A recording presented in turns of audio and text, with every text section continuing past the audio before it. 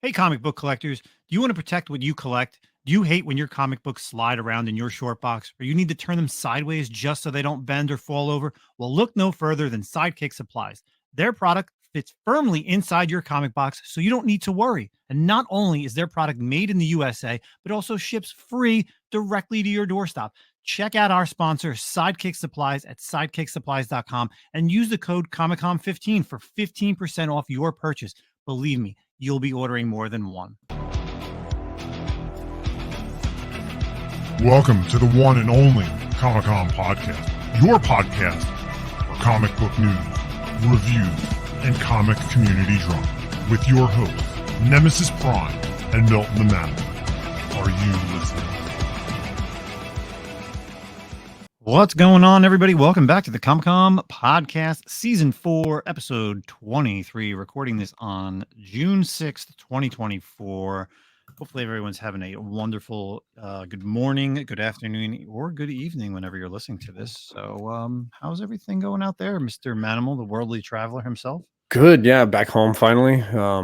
Been gone for, I don't even know, about a week now. It's nice to be back home, except came back, you know how it is when you're gone so long, like everything you're doing, right? Like to come back and package up a bunch of comics. I had to unpack a bunch of stuff, pick up my comics, and just do a bunch of different crap around the house. And I have to go to work tomorrow. As you're listening to this, I'm probably at work. So yeah, man. But it's only one day. It's like you came back and you're going to go to work and then you're going to have a weekend.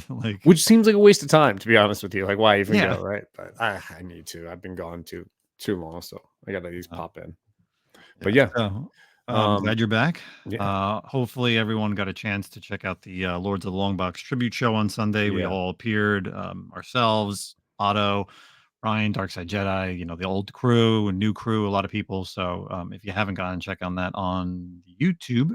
Go head up the Lords of the Long Box channel and you'll see it. It's a good 3.5 hours. It was a good show.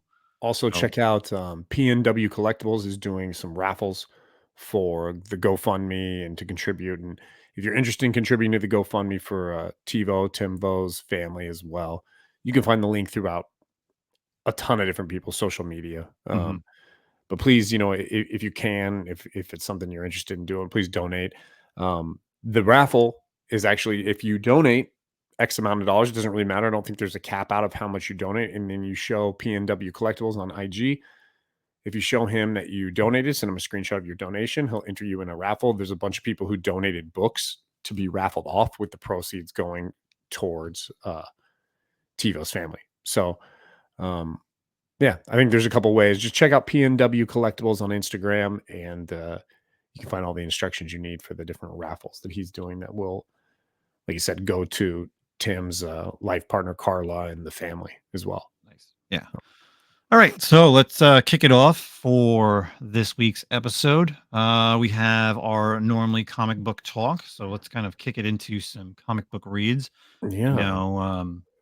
There's a ton of stuff that came out this week. There's a ton of stuff that's coming out next week, which I'm super excited for. But next week we'll have a guest. We have a guest at the end of the month. We may even have a guest today. You never know. So let's kick us off. I'm kind of gonna go first. So, I talked about this last month. Okay. And I read it this month, and it's still the hottest garbage in the world. The Boy Wonder.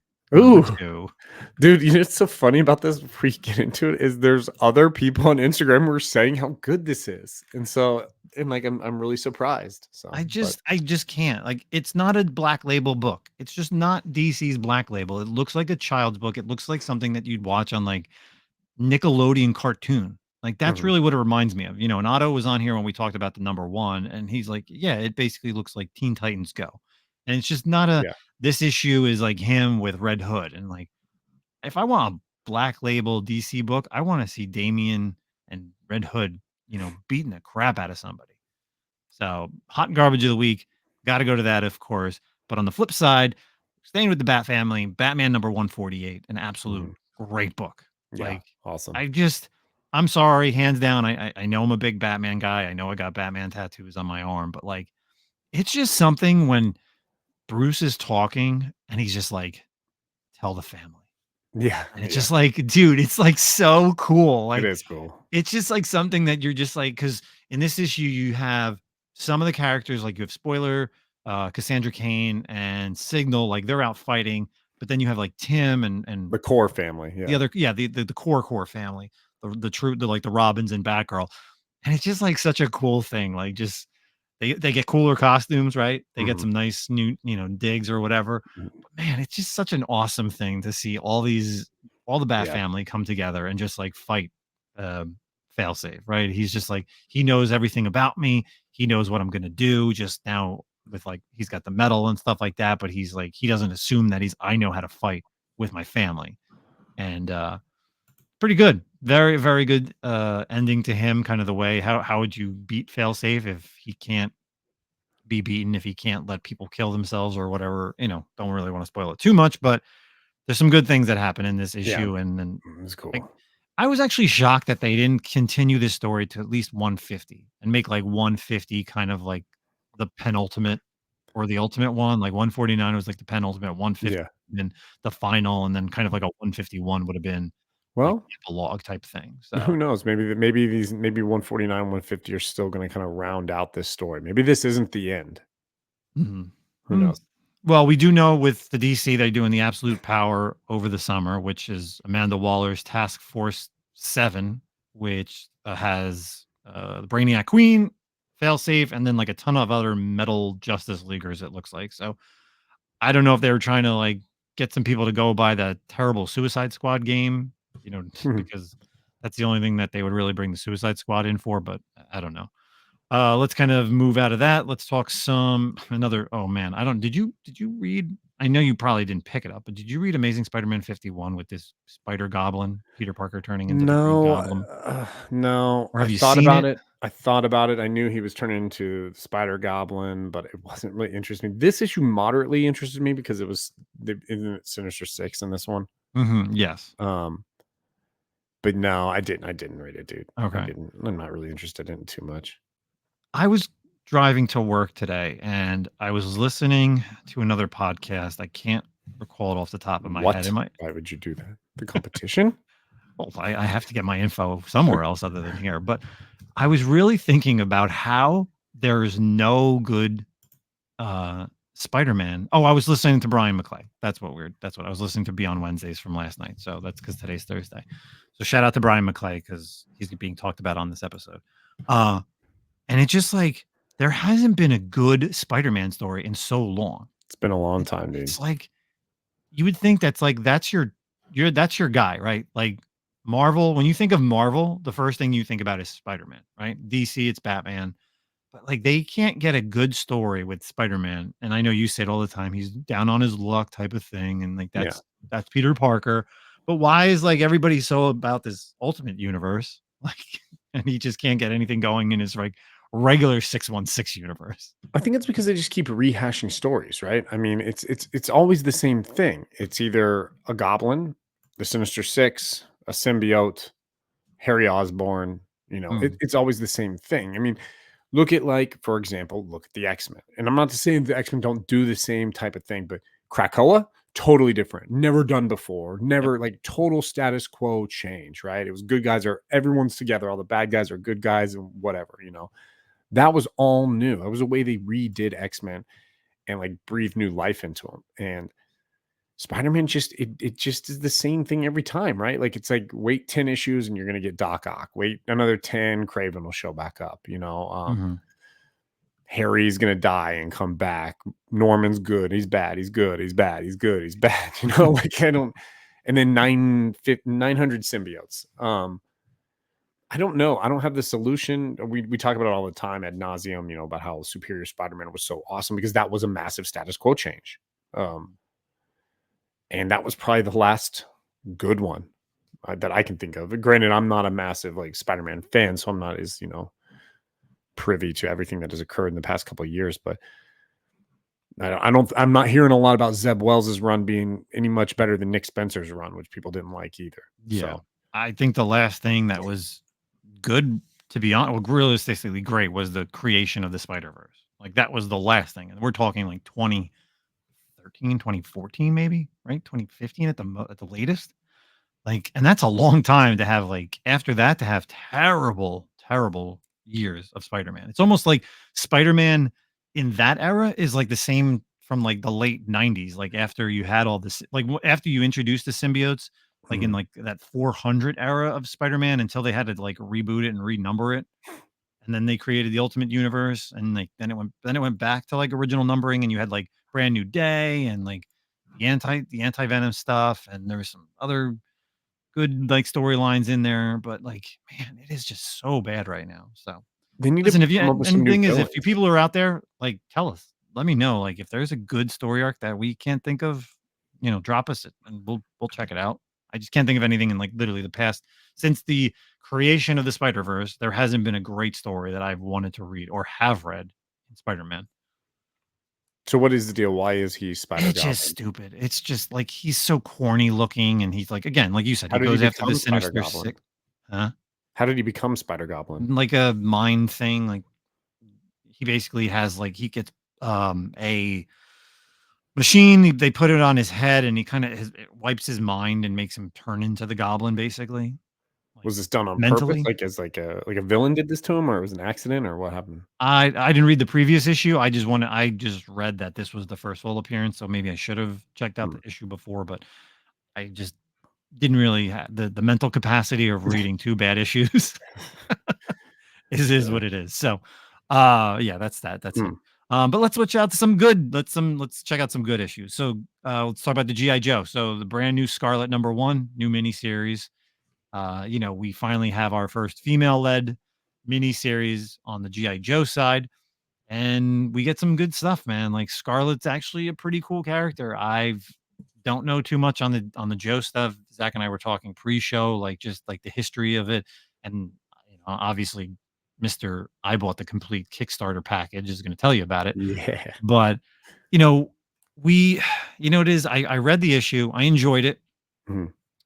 There's some cool things that are happening in the issue for itself. Like with you have Jinx is in there, and you kind of find out that they go into like a clan, and that's where Jinx is, and there's someone that shows up at the end. But it's kind of like not even a spoiler because they Nah, end up people putting already them on know. these covers anyway at the Yeah. end, right? So like Storm Shadow shows up at the very end. Got But Hard Master as well as in there. yes, Like but the whole Arasagi, I don't even know how to pronounce it. Arasagi clan or oh whatever. yeah, That's the introduction of them too. So yeah, it was very strange. But I said this to Zach after I got done reading, and I was like, oh man, I was like, I think they did GI Joe gay, and he goes, what do you mean? And I was like, did you read Scarlet? And he's like, no. And I was like, all right, read Scarlet. And now Zach, mhm. what did you think? Did you? It's I don't know if I wish I could go back in time and you wouldn't have said it to me, and I wouldn't maybe I would have like not felt it. It's definitely it's a little ambiguous. Like I don't know. Um, it does play off that there's a relationship with very strong relationship with between Jinx and Scarlet. But as Scarlett's talking to Sergeant Stalker, she's straight up like the literal. I'm looking at it right now. The world bubble, word bubble is Stalker says you two were closer than your files suggest, and she says Jinx what, and then she stops and says she is like a sister to me. So to me, if they're implying there's like a relationship like more than friends type thing, I think it's extremely weird and disgusting that they would refer to it as like she's like a sister to me, and then like then they're romantically involved. That's disgusting. But 'Cause there's a lot of flashbacks, there's a right? lot of There's a flashbacks. lot Yeah, of like not innuendos, but the games that not the games they play, but the symbols they use, like that's their thing. So it yeah, they're kind very of close, but it could just be I don't know. I'm thinking they're not. I think it is just like very close friends, like sisters. and But again, like I don't know Joe's too much, but I know that Scarlet has always had that long term on and off, interest with Snake Eyes. right, That's basically Scarlet. Like yeah, there's not and that many would be relationships that happen in GI yeah, Joe, but that's yeah. kind of like a mainstay. So if they're going to kind of change up the status quo to again, check boxes, I don't know. I'm not feeling it. But again, I don't know if that's what they're doing. But to each their own. Like I don't know how if anybody now reads the issue and listens to what we say and been like, I wonder if it is too. So I'm going with no. I'm going all with right. no. Just based on everything they kind of said, and like it's tough. I could see where it is, or like I don't know. it's different. I don't know. I don't know how to speak on this without like, I don't know. It's so Yeah. tricky. I don't think they are, and I really hope not. And that's not for any other reason than I just don't like, classic stories to be changed like that. Like you said, there's not a lot of relationships in the Joe universe, and Scarlet and Snake Eyes is a big one. So I don't really know why you would go mess that up right out the gate. But All right. yeah. Final book, real quick, final book, pick of the week. And we're gonna actually change up a little bit what we're doing for what we're currently reading, but man, Space Ghost #2. Okay. It is it's reading Space Ghost is so tough because I'm so used to the Space Ghost Coast to Coast. Yeah. Did you read this issue? I did. Yeah. The art is just The he's art's like, awesome. Yeah. and he's just such a badass. It's like they made him Batman. Mhm. Because you have Jan and Jace, and like he is just like not about these characters. He saved them in the first issue, and now like they're kids, but he's just like, don't touch anything. This is my stuff. Mhm. Like he's really stern, and it's very much this like Batman, like father type of character where he's very closed off because of what happened to, what you think happened to his family, what happened to his family a little bit. But by the end of the issue, it's kind of changing. It's kind of bringing it to where it was in like the 60s and 70s, I guess, with like the cartoon where Jason, Jan, and Blip are kind of now going to become superheroes. But he even says, he's like, you follow my rules, basically. Like Right. it's like my way or the highway. So, but I don't know. If you're not reading Space Ghost, you're doing yourself a disservice. Like this is like the coolest Dynamite book that I've read in quite a long time. So what Yeah. about you, man? I enjoy it. It's good. I'm not a massive Space Ghost fan, so maybe I don't have like, the same connection as you do to it. And Oh, I I've don't. never, I just it's a little bit. I've never been a big fan of like, I want more Space Ghost. I like how you're getting a little bit of his background in this one. They kind of hinted and they showed some pictures and stuff like that and some flashbacks and everything. I get a little annoyed when I have to read way too much of Jan and Jace, because Space Ghost is the cool one, right? And I'm like, God, move on, show me more cool shit, but it's getting there. So for me, man, there's a lot. Well, let me do a holdover that I didn't get to speak on because it came out like maybe a couple weeks ago now. But Bloody Dozen #6 finished the second little story arc in the Shrouded College, which I've talked about a bunch. What Charles Soule is doing. This is basically family goes up into space to rescue / kidnap kind of these 12 vampires that are held in orbit near the sun. So it's like space vampires jailbreak, right? And it was really cool. I enjoyed it. I'm not sure I liked it as much as I liked Hell to Pay, but I definitely really liked it. I like where the story ended. I don't want to give anything away, but we will be seeing some of the characters in the future. And then we have, at the end of the book, he tells about like the next arc that's coming out, the next little series from Shrouded College, which is called The Winter Witch, I believe it's called, or The Cold Witch. And I think that'll come out later this fall. So I don't know. I love the Shrouded College stuff. If you haven't checked it out, if you haven't taken my advice in the past, maybe you will now. Check out Hell to Pay 1-6 or Shrouded College 1-6. And then there's also a one shot called Newton that is also takes part in the universe. So, and if you're coming to Terrificon, Charles Soule will be there. So I will definitely be trying to talk to him and doing some things with that. So, what else came out this week that I liked? X-Men 35. So the end of the X-Men run. This is also Legacy 700 issue for the X-Men, kind of wrapping up the whole Fall of Krakoa, Fall of X storyline. And we see kind of the full fall of Charles Xavier, X-Men moving on from him, and hints at what we know is coming out with like the new X teams and everyone kind of moving on and doing their own thing. It was a good issue. I liked the way it rounded everything out and kind of like set us up for what's going to happen next. Definitely Xavier and Magneto have switched roles, and you can even see it because there is an interaction where Magneto confronts Xavier. And Magneto's like, look, now I'm going to do it. I'm not going to be the way I was. And basically, he kind of has taken the role of Xavier. And then Xavier has a pretty awesome line. He's like, so I don't know what else to say besides Xavier was right. And it's like, boom, mic drop, right?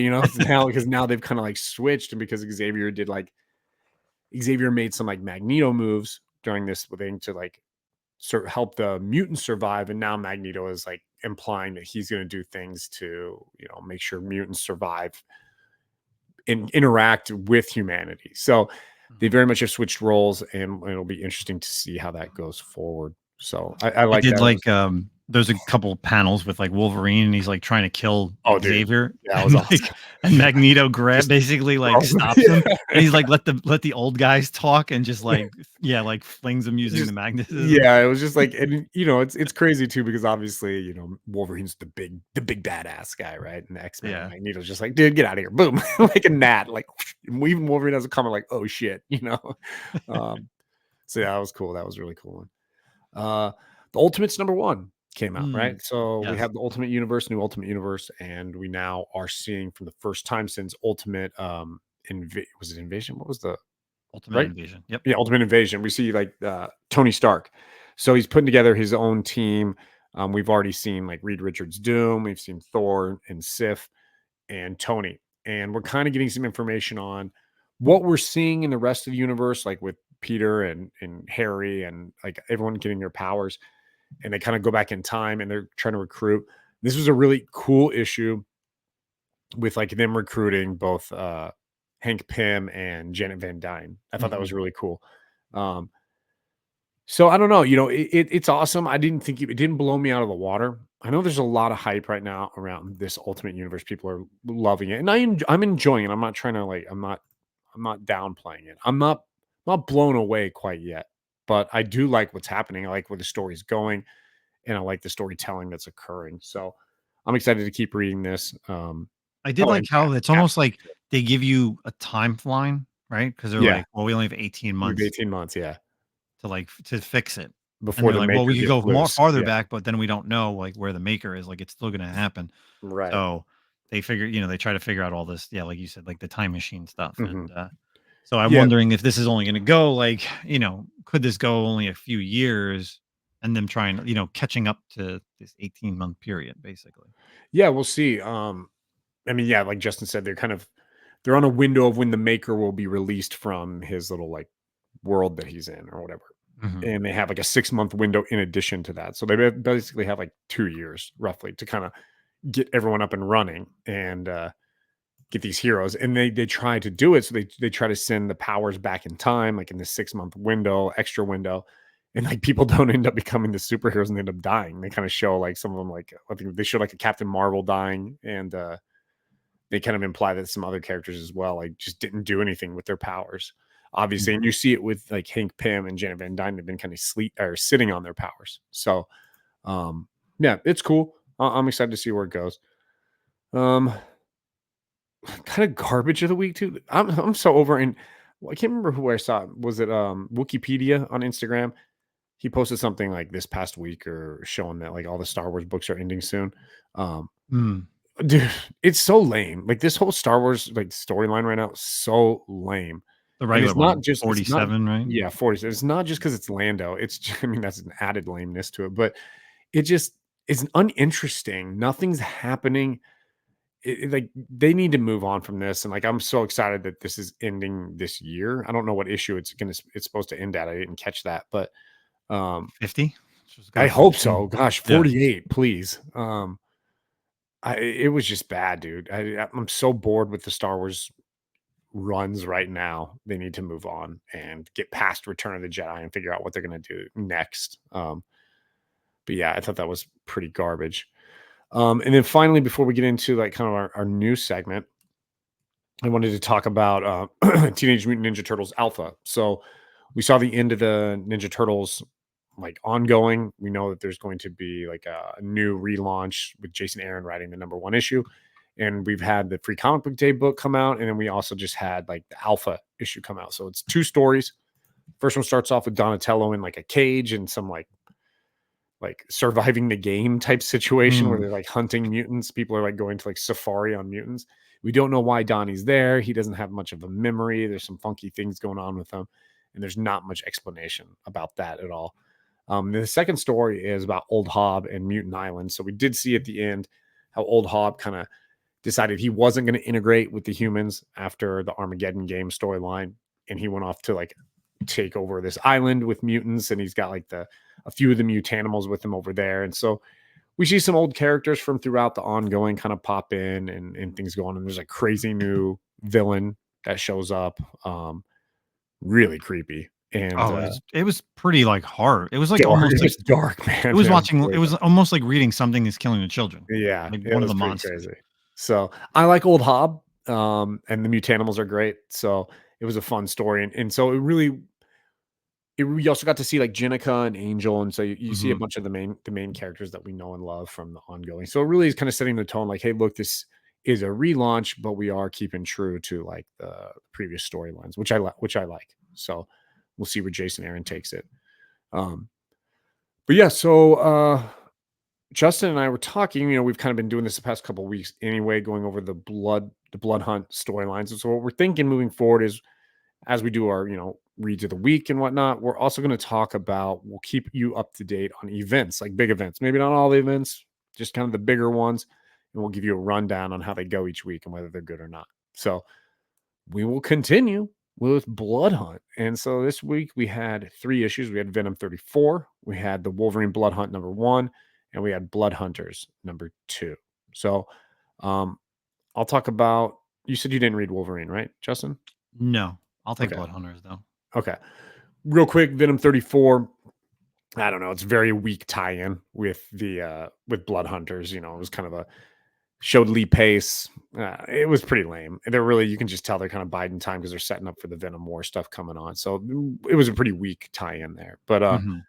the Wolverine tie-in was pretty cool. You see Wolverine up in the like, I think he's in California or something. We don't know. There's no tie-in necessarily onto where this is with like the Krakoa age necessarily, but he is like fighting vampires as well. They're coming after him, and he teams up with an old character that we saw man, a while ago. I can't even remember how long. Another vampire, like crusader type character that he dealt with or interacted with. But at the end, I don't know, should we spoil it? Or did you read it or no? The Wolverine, no, I did not. No. Okay. So, man, okay, I'm gonna spoil it because I want to get you guys Fine, excited about that's this. fine because I'm Yeah. gonna I'm gonna read it right after Yeah. this. And I want to get the listeners excited. So you see he's being hunted throughout this whole issue by like security guards, by like casino security and then mercenaries and stuff. And he's like, why he keeps kind of upgrading and whatnot. And you find out Maverick is now been turned and hired by has taken the side of the vampires, and he's trying to hunt down Wolverine. So we're gonna have a vamped out Maverick hunting down Wolverine and his ally there. And it was pretty cool. I'm excited to see that one kind of play out. We'll see what happens with that. But Nice. what about you? What'd you have? You got the So yeah, Blood we got the Hunter? Blood Hunters this week. Blood Hunters 2. It's kind of like the anthology that they've been doing for this. So we've had a couple of, you know, I guess the first issue, how you had Cloak and Dagger, you had a little bit of the Kate Bishop, and that kind of continues in this one. So you have the first storyline, which is Bruce Banner, which you don't even know how he got there, but he's kind of like tied up in this house. You find out that the vampires are holding him, and throughout the storyline, you realize that they have actually been drinking his blood. And what do you think's going to happen when Right. vampires are drinking Bruce Banner's blood? So Irradiated whole blood. Yeah. yeah, so he hulks out thinking that he's going to just kill everybody, which isn't going to just happen so easily. Uh, and I like how not only is this story happening, but also there's that kind of flashback when he's a kid, Mm, and it's all about this like rabid dog that's coming at him, and like he has to do what he has to do to survive, right? yeah.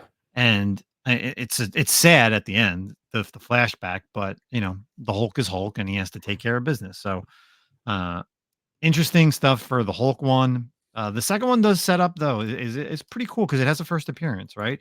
This Kate Bishop, and then introduces this new character named Dante, who has these ghost companions, these 2 girls, kind of like The Shining, like the 2 little Yeah. girls in The Definitely Shining, like showing with the uh, twins. Yeah.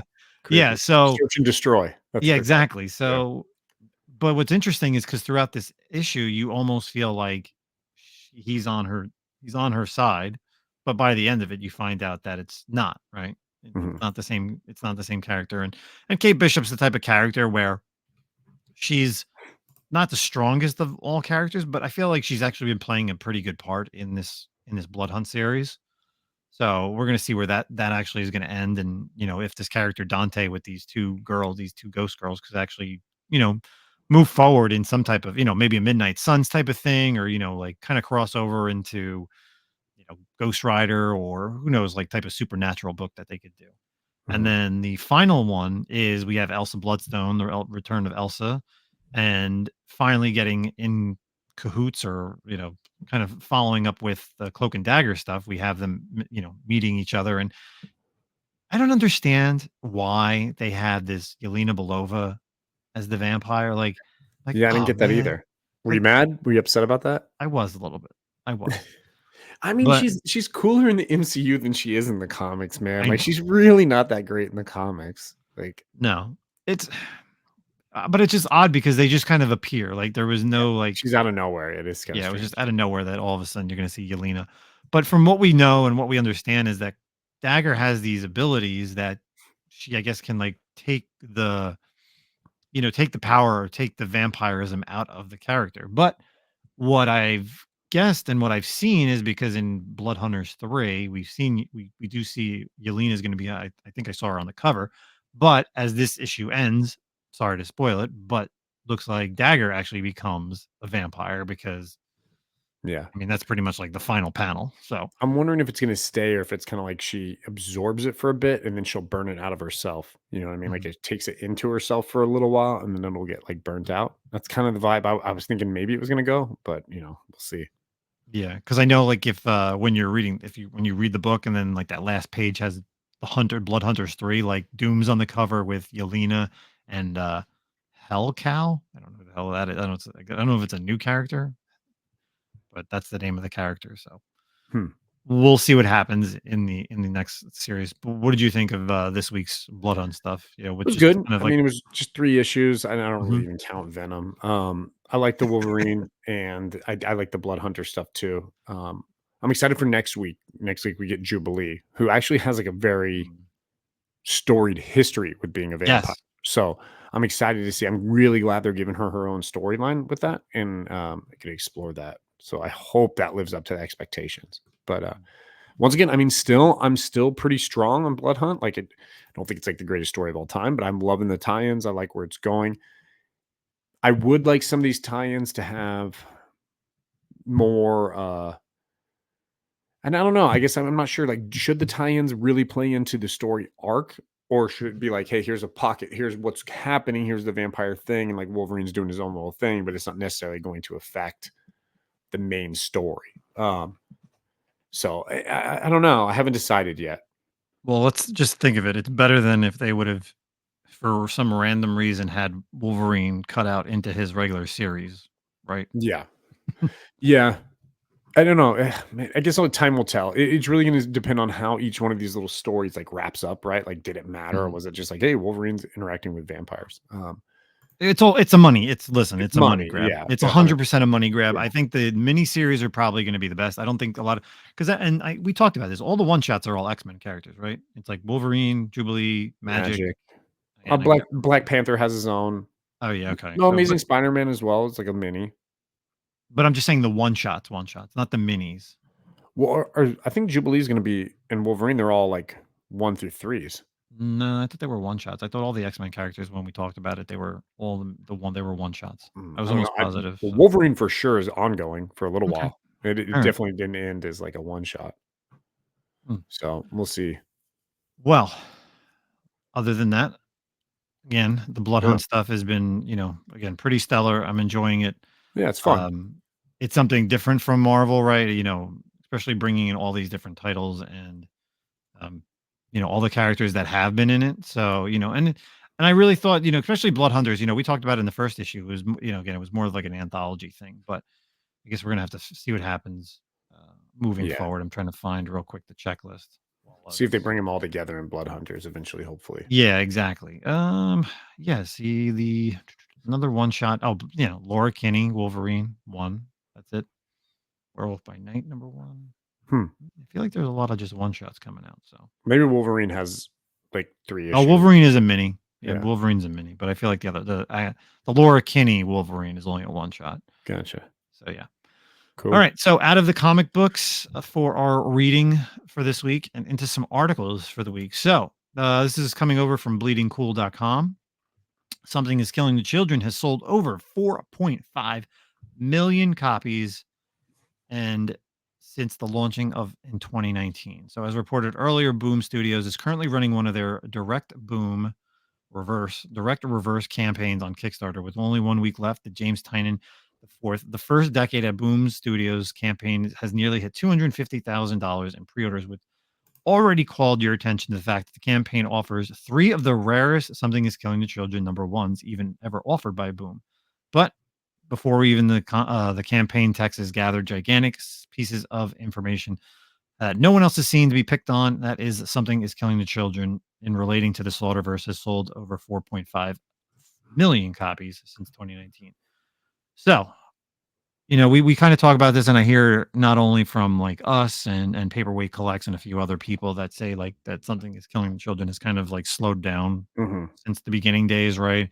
House of Slaughter is kind of was, like it was like the big thing, but I feel like nobody really cared about Aaron and Chase. Like it was like, but you know, recently James Tynion has recently confirming that the Netflix adaptation is going to, spark this up. And the fact that, like, if you think about it, 4.5 million copies in 4 years, especially, and you figure a year of COVID, uh, it's pretty good. It seems like this could be something that is going to be something for the future. I think, like, Yeah. I know, like, upcoming, I was just looking at like short box, and they're gonna be doing like a short box, Something is Killing the Children themed auction.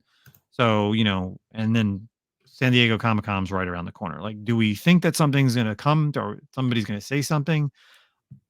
I'm I'm pretty interested in this. Like the fact that we have been seeing this since 2019. I'm really interested in what they're talking about, this rarest of the Something is Killing the Children book. So I went over on Kickstarter. I checked out the James Tynion thing, and it is his first 10 years with his 3 books. Again, it's got a couple more days left, but you have Something is Killing the Children, The Woods, and Mimic Collected Editions, collectibles, and comics. So if you're interested, go check it out on Kickstarter because there are some pretty badass slip covers for that you can pledge, as well as all the different hardcovers. But I don't know, man. There's some stuff that's wild because you could buy, you can get up to like $1,000 and you can get all the books and all the slip cases and all the new Mhm. #1s. So, do I think that Something is Killing the Children warrants saying that they sold 4.5 million copies? What do you think? I don't know, man. I mean, it's definitely has been a hit, right? Mhm. But yeah, like we've said recently, it seems like it's stagnating. And even like, isn't the current run also like another flashback, like the current arc? Yeah, it's like the Um, road stories or something. But I like it. yeah, I enjoy it. It's like one-offs, but they're still interesting enough because they're self-contained. They're just she's like fighting different monsters with yeah. children. Like that's the whole story. Like that's the name of the title. It's called Something is Killing Children. It almost seems like House of Slaughter has become a little bit better in terms of like fleshing out the universe. Like you're seeing more. I don't know if you are you still reading House of Slaughter? Like, I read it with the last character, the little kid with oh, okay, yeah, yeah. The no with the no arms. arms, yeah. Yeah, Well, Jace forget is his name, back, and but you're yeah. seeing like like the two houses actually interact, and you're getting a lot more of the dragons Mhm. interacting, and you're seeing like more there. So that's pretty cool. I've definitely been enjoying that. And I like the slipcase stuff. I was just telling you, I just got the volume 2 slipcase just showed up at the house when I got back. Mhm. I don't know. We'll see, dude. We'll see what happens with somebody's killing the children, I guess. Yeah. So interesting read over at Bleeding Cool with Something is Killing the Children. And if you still, like I said, if you still want to pre-order the first one, if you don't have a #1 and you want to back James Tynan's Kickstarter, which is his thing, which I can't believe they actually had to do a Kickstarter with him. I feel like Right. I mean, they could have just came out with this stuff and it would have, squashed it. Like there was to pledge the goal. The goal was 25,000. It's at 243,000. But as Zach will tell you, the GI Ooh, Joe is well over what 1 point. 1.8 mil today. What was the goal for that? Dude, it's the fastest funding I don't know if it's in comics or whatever, but of all time of something genre, right? It was in Mhm. 6 minutes it fully funded in 6 minutes. That's wild. And dude, the bonus, like what do you call them? Stretch goals. Stretch goals, yes. The stretch goals are amazing. There's some really cool stretch goals. Like you get the compendiums, and then they're like, hey, you know what? Stretch goal, we'll put a ribbon in it. Boom. Hey, stretch goal, we're gonna put the pages are gonna be like colored, or like the edge of them. I can't remember what the term they use, but it's really awesome. And then if you pick Joe, you get like pins and artwork and like stickers that are Joe, and obviously the reverse for Cobra. Um, Dude, yeah, it's really fun every day. I'm like, ooh, more stretch goals. You know? Like I don't spend any extra money. It's awesome. Yeah. So, So the people out there that are listening, they want to know: did you pick Joe or Cobra? oh, I went Joe. I went all Joe. Yeah, Okay. I went the snake ass Joe guy. All So right.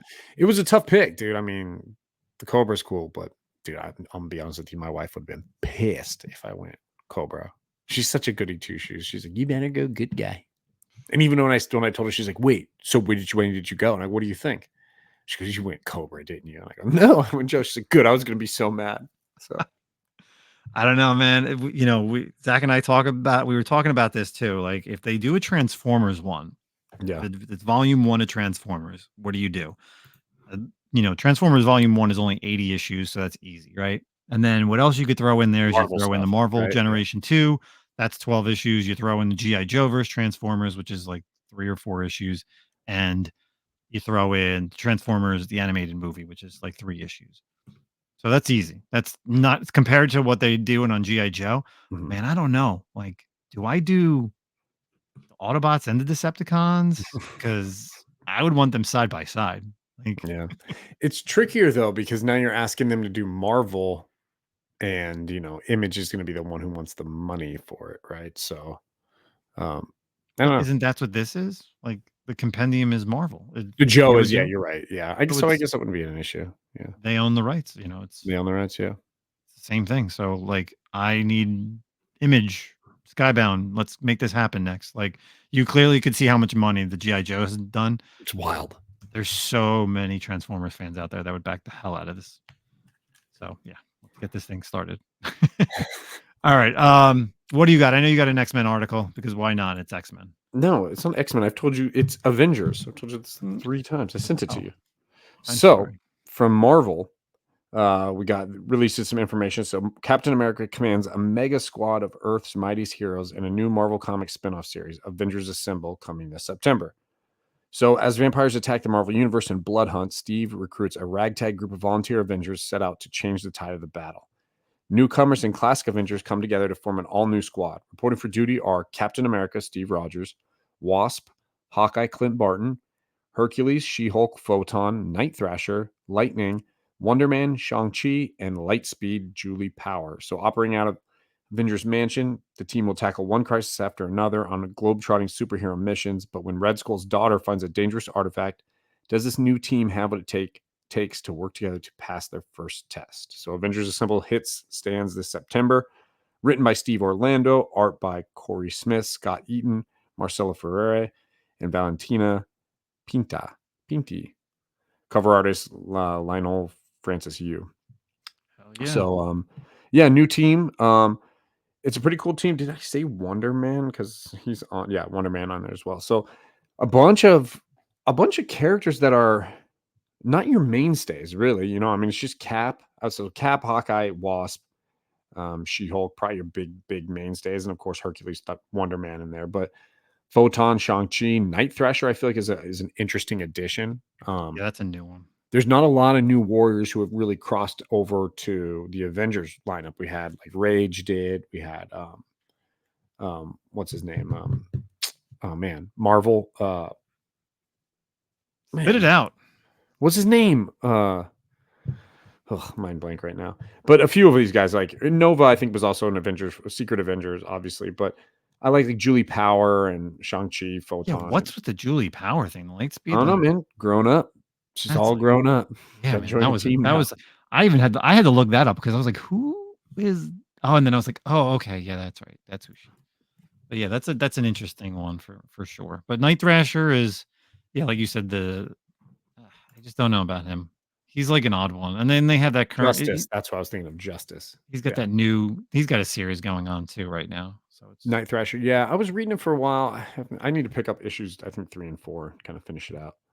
But I don't know. Cool team, interesting stuff. I don't know if I'll pick up Avengers Assemble or not. Time will tell. But Does that mean the other Avengers title is going to end and then like this is going to take over? Or I don't think so. I think they're going to be two separate titles. But who knows? I mean, Hmm. I don't really know.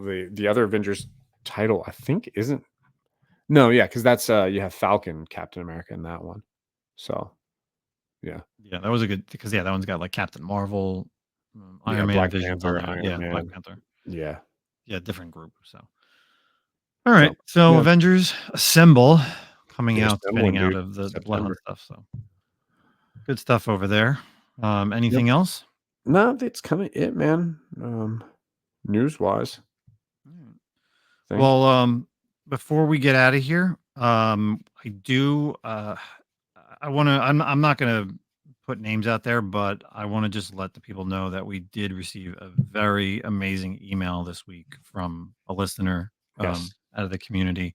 I'm not going to sit here and read it, but just to kind of follow up on like what the TiVo thing, and I know we don't want to beat this into a ground like that. We're constantly, we need to say something about it, but they talked about this last week, and Matt DeVoe talked about it, how we should celebrate certain people and stuff like that. And this email came out of nowhere, Mhm. and it was just I literally got it today. I was sitting at my office and I read it, and I messaged the person. I said, bro, you trying to make me like cry over here at work, like teared me up over here, like.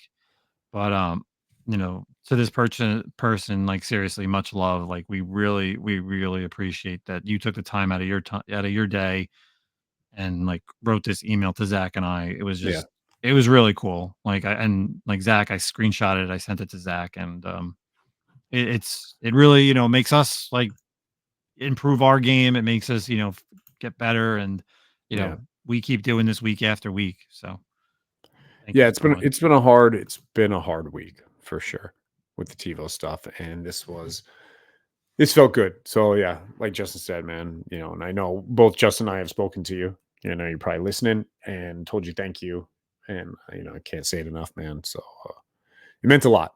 It definitely meant a lot. Oh yeah. So Appreciate it, everybody. Season 4, episode 23. We'll be back next week with a guest, and at the end of the month, we have a super awesome guest, and I hope it still goes through because I have so many questions for this person. So that's it for us here at the Comic-Con Podcast. Follow us on all our social media platforms. Follow me on Whatnot. Check out our eBay pages. And if you're listening to this early enough, I will be up in Connecticut at the Mini-Con from Comics and Coffee and Brick House Comics. And then I know Otto's birthday is this weekend. So happy birthday, Otto. And I think we're doing something happy Saturday birthday, night. Otto. Yeah. So everybody, peace out. Later. Hey, comic book collectors. Do you want to protect what you collect? Do you hate when your comic books slide around in your short box, or you need to turn them sideways just so they don't bend or fall over? Well, look no further than Sidekick Supplies. Their product fits firmly inside your comic box, so you don't need to worry. And not only is their product made in the USA, but also ships free directly to your doorstep. Check out our sponsor, Sidekick Supplies, at sidekicksupplies.com and use the code ComicCon15 for 15% off your purchase. Believe me, you'll be ordering more than one.